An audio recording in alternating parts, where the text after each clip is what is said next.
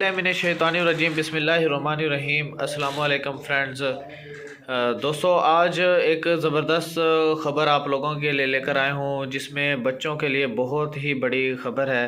ठीक है, जिसमें सिंध एजुकेशन डिपार्टमेंट ने जो है बच्चों के लिए एक बहुत बड़ी खुशखबरी दी है कि पहली से तीसरी जमात तक बच्चों को प्रमोट करके नेक्स्ट क्लासेस में जो है एडमिशन दे दिया जाएगा। और जो इंस्ट्रक्शंस टू प्राइवेट स्कूल्स है, इसकी जो है इंस्ट्रक्शंस है।